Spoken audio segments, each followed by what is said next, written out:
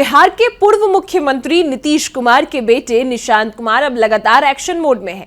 निशांत कुमार भली भांति अपना विभाग स्वास्थ्य विभाग संभाल रहे हैं और इसी बीच जब वो पीएमसीएच का निरीक्षण करने जाते हैं तो पीएमसीएच के प्रभारी प्रिंसिपल वहां पर मौजूद नहीं रहते हैं, अपने काम से गायब रहते हैं।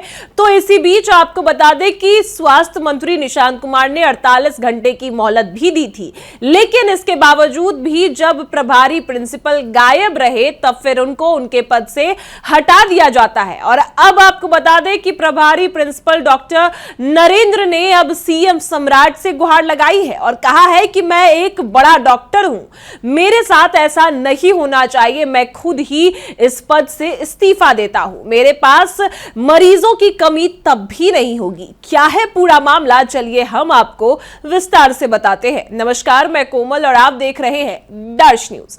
बता दें आपको कि बिहार में अब जो स्वास्थ्य विभाग है वो निशांत कुमार संभाल रहे हैं और निशांत कुमार भली भांति अपने विभाग में काम भी कर रहे हैं। इसी बीच हाल ही में आपको बता दें कि निशांत कुमार अचानक पीएमसीएच अस्पताल का निरीक्षण करने पहुंचते हैं और पीएमसीएच के प्रभारी प्रिंसिपल डॉक्टर नरेंद्र जो है वो गायब रहते हैं। फिर इनको कॉल मिलाया जाता है, लेकिन उसके बाद भी उधर से जवाब नहीं आता।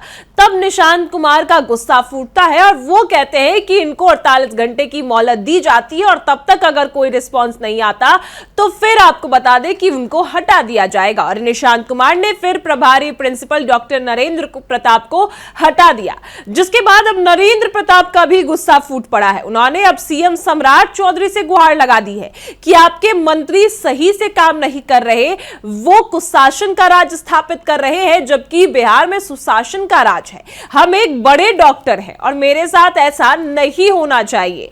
बता दें आपको कि स्वास्थ्य मंत्री निशांत कुमार ने पीएमसीएच के प्रभारी प्रिंसिपल डॉक्टर नरेंद्र प्रताप सिंह को उनके पद से हटा दिया है। डॉक्टर सिंह 23 जून को बिना बताए ड्यूटी से गायब थे। स्वास्थ्य मंत्री ने फोन से संपर्क करने की कोशिश की, लेकिन कोई रिस्पांस नहीं मिला।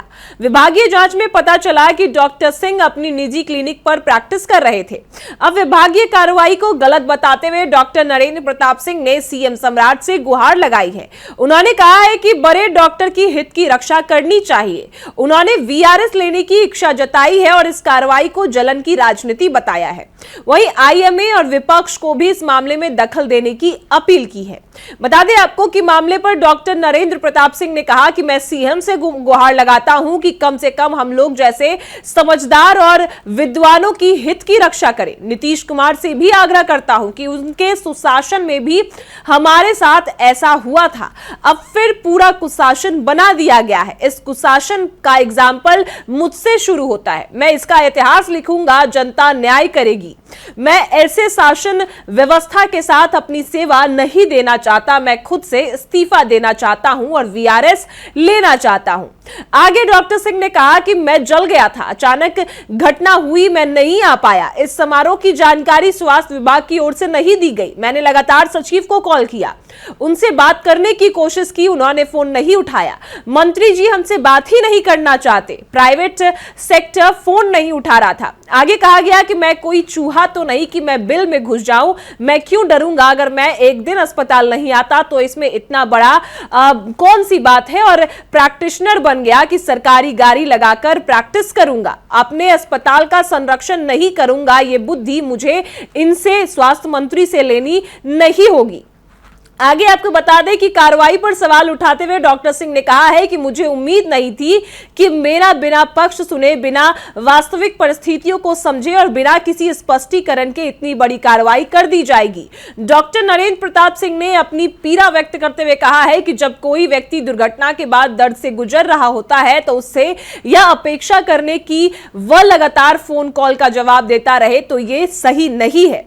वहीं आपको बता दें कि पूर्व प्राचार्य ने कहा है कि मैंने पीएमसीएच की व्यवस्थाओं को बेहतर बनाने के लिए लगातार जो प्रयास है वो किया है। अस्पताल की कार्यप्रणाली को सुचारू बनाने, चिकित्सक सेवाओं में सुधार लाने और संस्थान को नई दिशा देने के लिए मैंने पूरी निष्ठा और समर्पण के साथ काम किया, लेकिन मेरा योगदान को नजरअंदाज किया जा रहा है। जिस हालात में पीएमसीएच चल रहा है उस हालात में इसे जो है नहीं चलना चाहिए था। ऐसे में आपको बता दें कि डॉक्टर नरेंद्र प्रताप सिंह ने कहा कि अभी के हालात में वह इस शासन व्यवस्था में अपनी सेवा जारी रखना उचित नहीं समझते। उन्होंने सरकार सरकार से अपने अधिकार के लिए जो आग्रह किया है और वीआरएस प्रदान करने का भी आग्रह किया है। उन्होंने कहा है कि मैं ऐसे प्रशासनिक माहौल में अपनी सेवा समाप्त करता हूं जहां किसी की पीड़ा, परिस्थिति और वर्षों की सेवा का सम्मान नहीं किया जाता।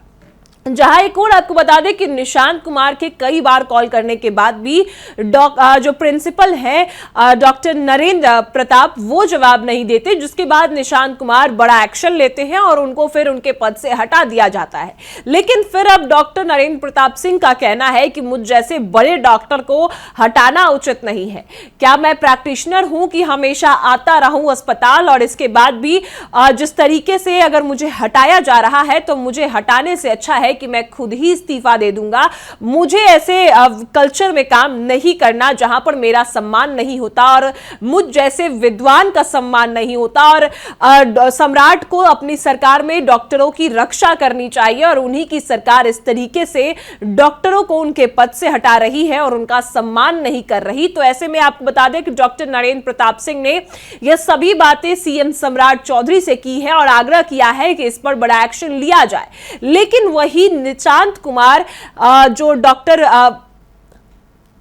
लेकिन वहीं निशांत कुमार ने जब पीएमसीएच के प्रभारी प्रिंसिपल को हटाया और इसके बाद तुरंत संजय झा से भी मिलने जाते हैं और इस मुद्दे पर भी बात करते हैं। लेकिन अब सबकी निगाहें टिकी है कि सीएम सम्राट चौधरी क्या निशांत कुमार पर बड़ा फैसला लेंगे या फिर इस मामले में कोई बड़ी कार्रवाई करने वाले हैं, क्योंकि अब डॉक्टर नरेंद्र प्रताप सिंह ने भी निशांत कुमार पर सवाल उठाया है और कहा है कि अगर मेरे एक दिन नहीं आने से इतनी कौन सी बड़ी बात हो गई और मैं किसी काम में व्यस्त था, मेरी जो पक्ष है मेरा वो नहीं सुना गया और तुरंत एक्शन ले लिया गया, यह बिल्कुल गलत है।